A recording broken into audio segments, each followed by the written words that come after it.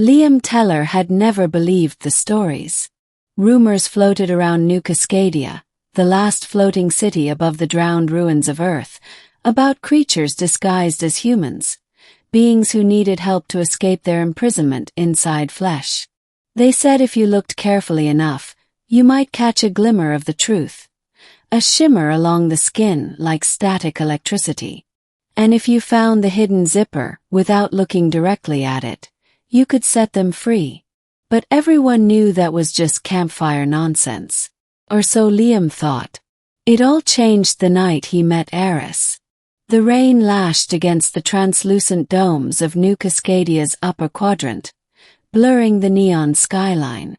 Liam hunched his jacket tighter and ducked into the Wormhole Cafe, a late-night diner that clung stubbornly to the edge of Sector 8. It was nearly empty, just a few maintenance workers slumped over steaming mugs, and a girl sitting alone by the window. She looked wrong. Not ugly. Not distorted. Just slightly out of phase, like a broadcast from a distant satellite a few milliseconds out of sync. Liam couldn't stop staring. She caught him, of course. Smiled, a slow, eerie smile that didn't quite reach her eyes, and motioned for him to join her. Against every instinct he did.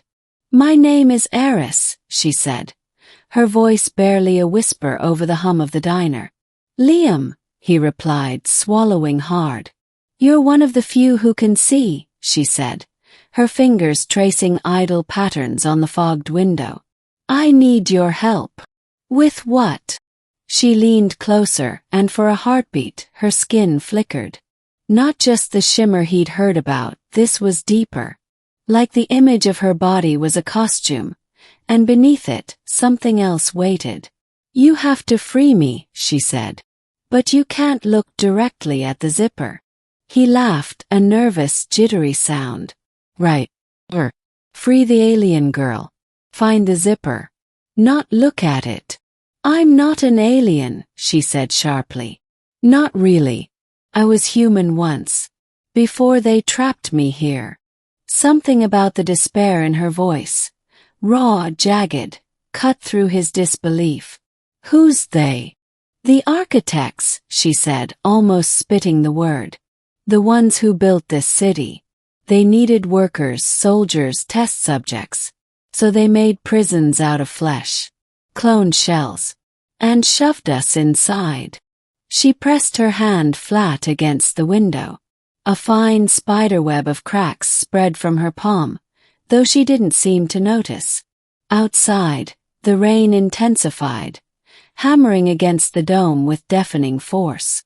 "Time's running out," she said. "If they find me first, they'll erase me.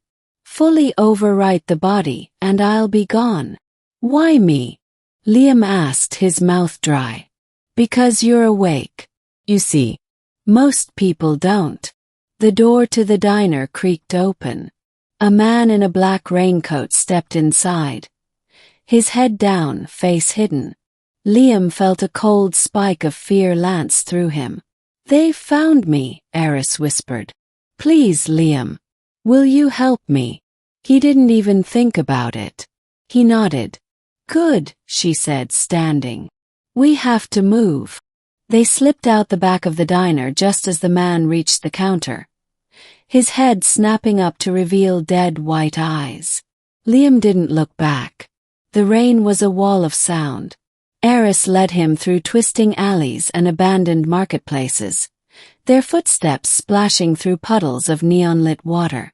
The city around them felt wrong now, walls breathing faintly, shadows moving against the flow of light. "What do I do?" Liam shouted over the storm. "When we find shelter," Eris said, "you'll need to close your eyes. Feel, not see." The ground shook suddenly, a deep tremor that sent cracks spidering through the pavement. Sirens wailed in the distance. "They're waking the sentinels," Eris said grimly. "We're almost out of time." Finally, they ducked into a forgotten maintenance tunnel, its entrance hidden behind a collapsed food stand. Inside it was blessedly dry, but the walls oozed a faint luminescence, casting sickly green shadows. Eris turned to him. Now! She stripped off her jacket, revealing a plain white shirt clinging to her lithe frame. For a second, Liam thought he could see it, the faint outline of a zipper running diagonally across her back, just under the skin like a scar. "Close your eyes," she said, stepping closer. "You have to find it by touch. If you look, it will shift and hide." He hesitated. Eris's hands trembled. "Please." Liam closed his eyes. The world shrank to darkness and sound, the drip of water, his own ragged breathing. He reached out tentatively, fingers brushing over Eris's shoulder, down the curve of her back. "Trust your instincts," she whispered. He moved slowly, feeling the texture of her skin under his fingertips. Smooth, smooth. And then something else. A ridge, almost imperceptible, like a seam that shouldn't be there. "There," he said hoarsely. "Pull," Eris said. Liam hooked his fingers into the ridge and pulled. The world exploded. A blast of cold air roared around him, and he staggered back, eyes snapping open. Eris's body split along the seam, but there was no blood, no gore. Instead, light poured out, pure, blinding white, and from the center of it, a figure emerged. It was still Eris, but not. She floated a few inches above the ground, her true form revealed. Ethereal, translucent, beautiful and terrible all at once, like a goddess from some forgotten mythology. "You did it," she said, her voice echoing oddly in the small space. Liam stumbled back, shielding his eyes. "What now?" he gasped. Before she could answer, a deep, bone-shaking roar filled the tunnel. The man from the diner, no, the thing wearing the man's body, stood at the entrance. And behind him, more figures, dozens of them, faces blank and leering. "They won't let me go without a fight," Eris said. She reached out and touched Liam's forehead. Instantly, a surge of energy flooded through him. Strength, clarity, a connection to something vast and ancient. "Fight with me," she said. "Just until I can escape." Liam nodded, his fear burning away like mist in sunlight. The battle was chaos. Eris unleashed waves of shimmering energy, blasting the architect's hunters backward. Liam moved without thinking, dodging and striking with a speed he didn't know he possessed. Together they pushed back the tide inch by inch. But it wasn't enough. More were coming.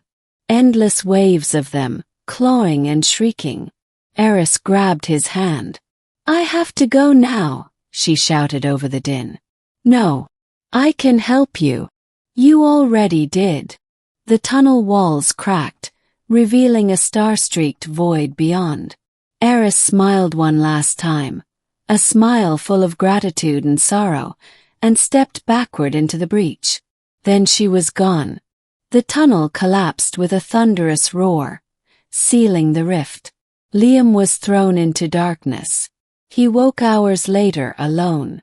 New Cascadia continued above him as if nothing had happened. The neon lights, the rain, the endless hum of machinery. No sign of the battle remained. But Liam was different. He could see now the hidden seams, the cracks in reality. The secret prisoners hidden in human shells. Everywhere he looked, there were more arises, trapped and pleading silently for release. And somewhere deep inside he could still feel her touch, a promise, a calling. Liam pulled his jacket tighter, stepping into the endless storm. He had work to do. Only he could free them. And he would find the zippers without looking.